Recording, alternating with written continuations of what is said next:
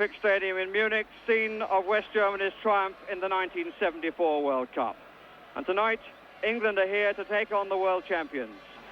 It's a side that shows the return of Pearson. He comes in because Everton's Bob Latchford had no real chance of being fit because of an abdominal muscle strain. It's a side that includes Kevin Keegan playing his first match of the year, having been suspended after being sent off in a match on the 31st of December. That's the West German lineup. 5 survivors of their triumph in the 1974 World Cup. The 5th, a late choice, Bernd Holzenbein, who's come in because Klaus Fischer has gone down with influenza. Officials tonight come from Austria.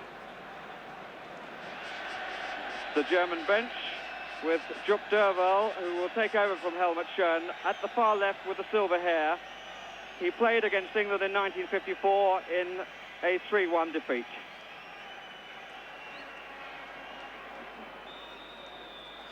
West Germany in white shirts and black shorts. England in their change strip of red shirts and white shorts. West German goalkeeper Sepp Maier winning his 80th cap tonight. Be interesting to see whether there's a tactical change in the German side in the absence of Klaus Fischer, whether Holzenbein will really play up front or whether he's going to try and draw Dave Watson. At the moment he's playing well forward and being watched by Watson. Forwards looking for Abramczyk of Schalke. Mick Mills in place of Cherry, who's playing in the League Cup tonight. Trevor Brooking had to clear an awful lot of snow from the terraces, and you can see the remains of the snow around the edges of the ground. Wilkins.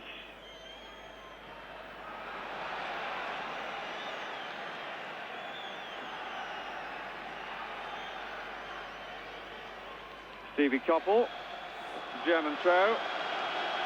Zimmerman, preferred to Dietz in the left-back position. Dietz has had the job for a couple of years now. The bad clearance out of defence almost gave a chance to Peter Barnes. The German captain, Bertie Vogts.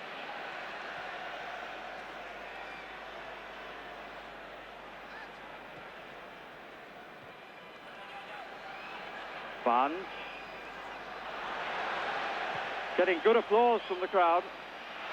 And the Germans looking incredibly nervous. A mistake there by Schwarzenbeck, who's playing at the back as the spare man. Germans still haven't really replaced Franz Beckenbauer. The man who was thought to have the job, Manny Kaltz, is on the substitutes bench tonight.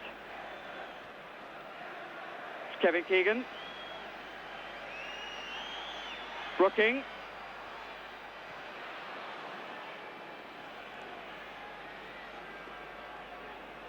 And England showing all the early running. Butch Wilkins looking in fine fettle at the start. Koppel. Pearson and Keegan down the middle.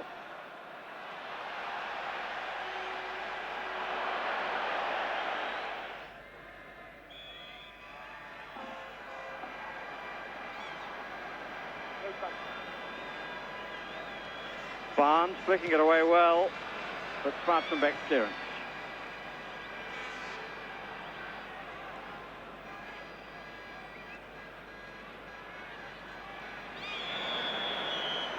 Put a bit too high then by Wilkins. Herbert Neumann. 4 players left of him. Now everybody left of him on his own side. Well picked up. The nasty curling one.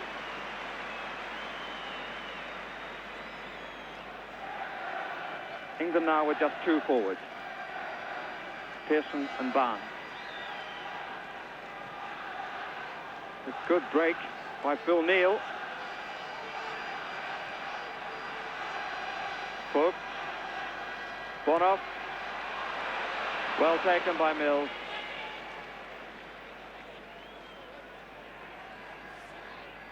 Wilkins.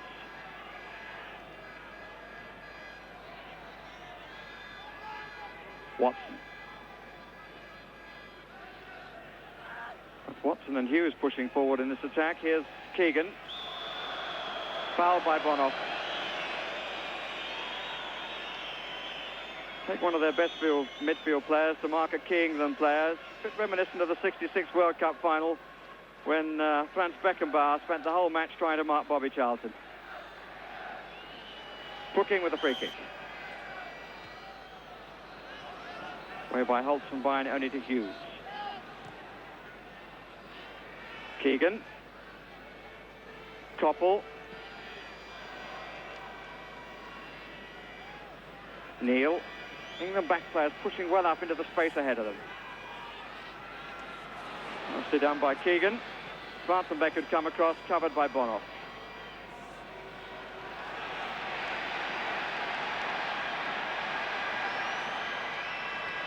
"15 minutes gone, no score, with England playing very confidently. Here's Abramczyk. Two England defenders. The tackle came from Mills.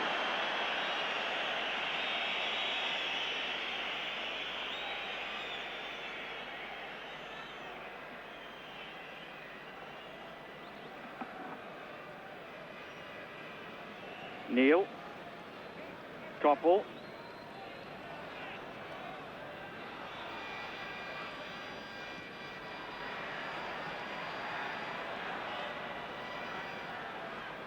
Neumann.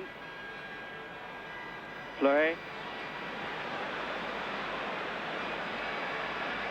So I thought to benefit from the presence of a club colleague. Certainly the feeling of Günther Netzer, to whom I was talking last night. Holzenbein there very deep.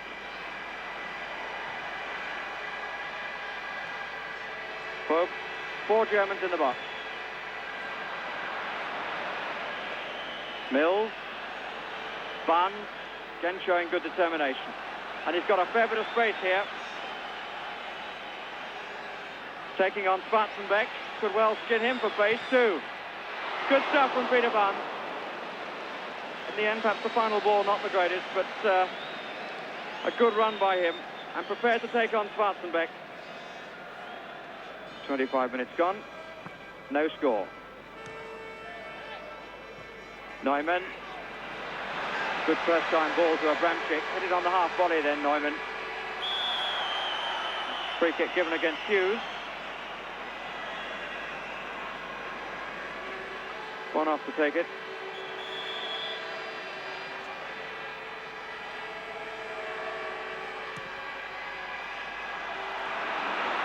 Rummenigge hit the crossbar, or hit the woodwork somewhere, exactly where I wouldn't like to say.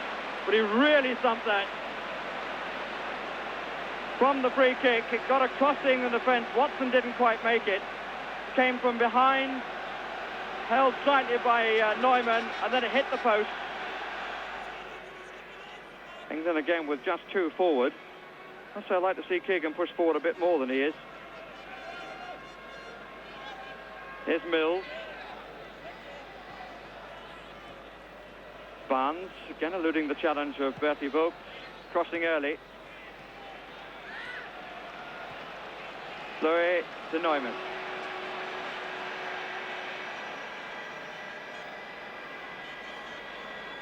Again finding his man. Settled well for his first international as Herbert Neumann. Fleury.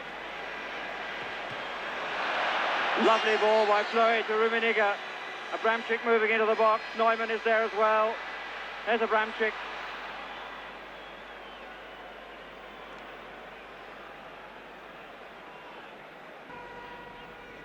Here's Mick Mills. Barnes. Proving quite a problem for Bertie Vogts. Vogts winning out there.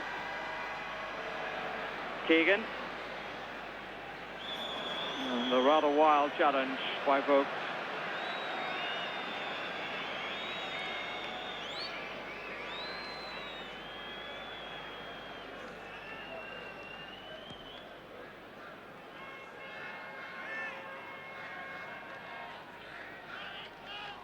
England with four players just inside the 18-yard area.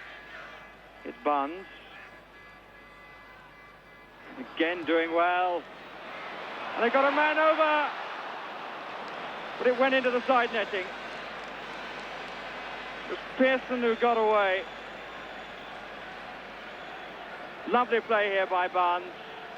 Pulled with one foot, crossed with the other. Pearson came in, side netting. Trio in the midfield. Keegan now in the centre forward position. Neil making an extra man. Timed his run well too. Koppel to help. Three still in the box. Pearson. And it's in! Really nice build-up that by England. Pearson, the scorer. Neil, who made the extra man, found Koppel who crossed, and Pearson way up above the big fella Rusman into the corner. Bonhoff, whose contribution has been entirely defensive in this first half, surely costs the Germans something, but no praise can be too high for the England performance. They're playing like a team who have tremendous confidence in their own ability, and how good that is to see. Leading by a goal to nothing at half-time. The scorer, Stuart Pearson, in the 41st minute.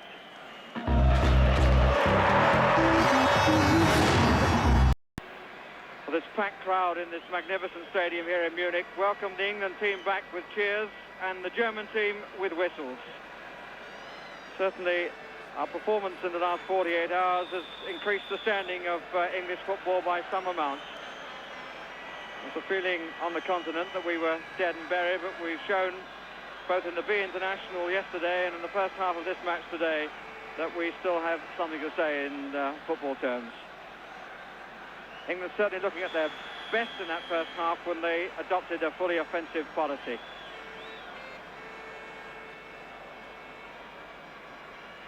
First free kick for the foul by Keegan. Schwarzenbeck not looking entirely happy in this new role of libero. Acting as a spare man at the back of the defence. In the West German World Cup winning side, he was the stopper or centre-half, with Beckenbauer playing without a man to mark, covering behind and instigating attacks forward. He was the back man for England then.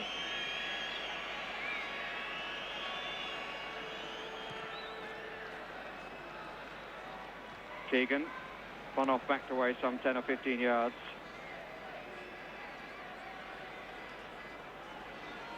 Rainer Bonhoff again.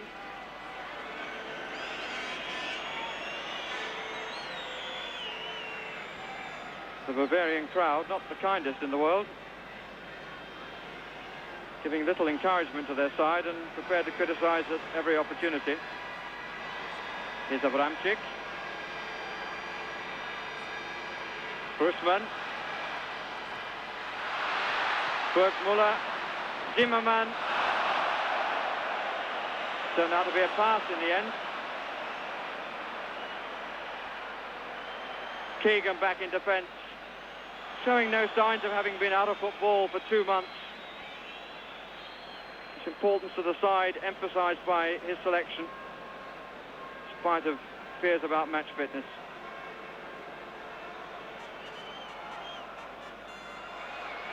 No foul, says the referee. This is Abramczyk. Bergsmuller in the middle. Rummenigge there, Neumann there as well. Wilkins header. Schwarzenbeck.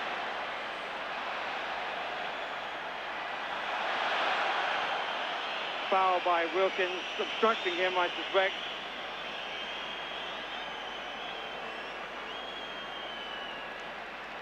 The referee at the moment has his arm down, suggesting that he felt that the England player charges opponent off the ball.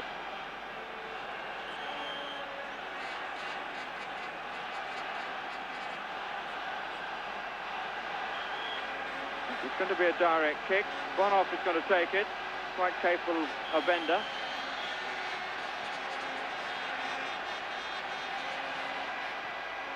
Chipped instead. Oh, they got 3 men in on 2, but couldn't make it count.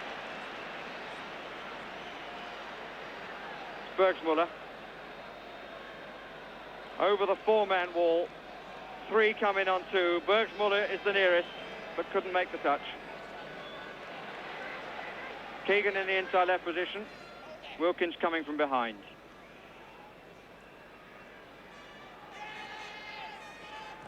That's looking for Keegan. Oh, that's nice, but a good save. But a lovely attack by England. Keegan, who'd done a lot of running, was found well by Wilkins. A little flick, just didn't have enough pace to take it past Meyer.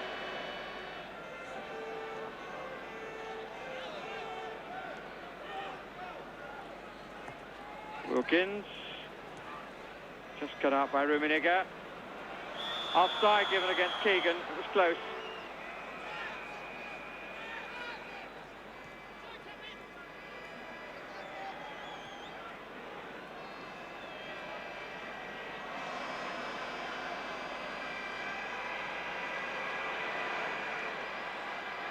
Vogt.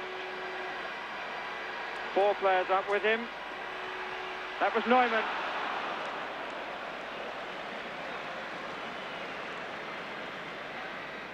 They're being watched by Wolfgang Overath, former Cologne and German midfield player. Had a well wide though. Form's goal last night was a reward for persistence, even if it was slightly unlucky against Phil Thompson, the ball getting stuck in the snow. Here's Rummenigge. And Neil forcing him away. The Germans making an awful meal of trying to set up a chance. Muddling each other. Rummenigge wide. Really not the sort of form you'd expect of world champions. They were all over the place trying to build a chance, muddling each other. And Rummenigge, who had the initial chance, finally wide. Watson. Barnes, who's been quiet for a spell. Keegan on the edge of the 6-yard box. Here's Koppel. This is Wilkins. Blocked by Bonhoff. Wilkins thought with the hand. The referee said no.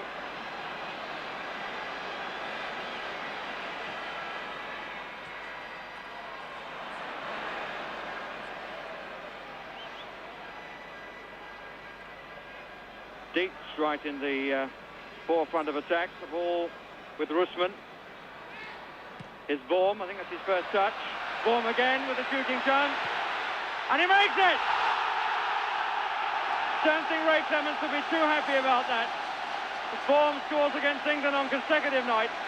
Against the B and now against the A. Past Ray Clements, left hand seemed to go underneath the wrist.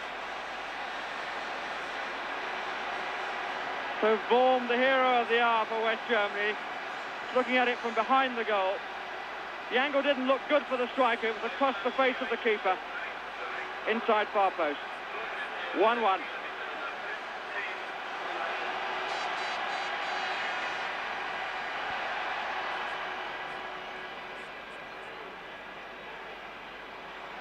Five minutes left. And the free kick has been given against Watson.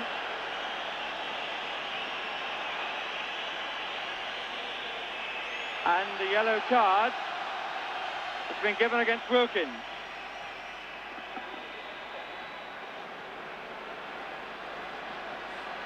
Bonhoff again the taker of the kick. 5 men in the wall. Pearson just on the edge of it. Referee insistent on the 10 yards, which Pearson certainly isn't. Bonhoff takes it and shells it in the corner. And the referee, surrounded by England players, and the Germans congratulate each other. But the England players obviously feeling that the kick was being taken while he was still organising the wall. But the referee gets out of the way and Bonhoff curls it round the wall into the corner behind the unsighted goalkeeper. So Rainer Bonhoff, who's been almost entirely a defender, curls this one round. Clements behind the wall, never had a smell of it. Came off Mills, I think. Neil. Zimmerman.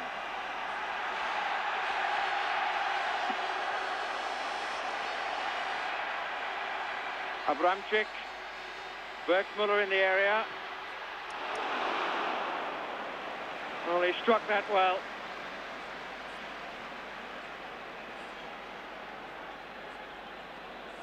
round the outside of Mills for the shot.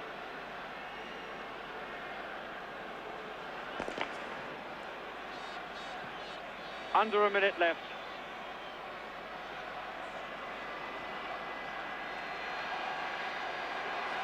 It will make it West Germany 4 wins since the '66 World Cup. And of course England won 4-2. Brooking to Neil. It's a corner.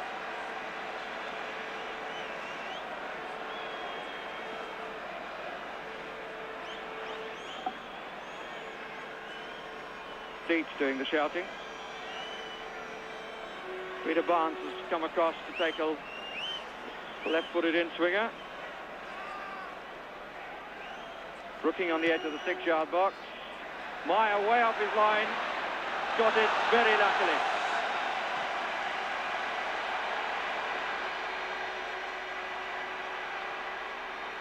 Mills had to stretch for that.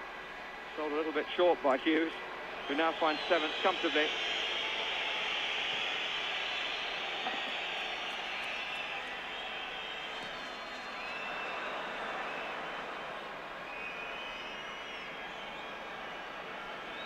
Ball was caught there by Brian Greenough, the more observant of you may have noticed. Here's Barnes. Koppel. Just bashed away by Vorm. Goal turned the game. Struck it well, certainly. Final whistle blown by the Austrian referee, but more to encourage England in defeat than West Germany in victory. The world champions struggled for an awful long time, and England were well worth their lead, which they finally conceded in the 79th minute when Vorm shot with some power across the face of the goal and past Ray Clemence's left hand, and then Rainer Bonhoff gave the world champions their victory from a free kick curled around a wall, which I'm sure the England players will still feel was being organised by the referee at that point. But as I said, more encouragement from England. They will obviously be disappointed at losing so late in the game, but they have shown, as the B team showed last night, that there are encouraging signs for English football.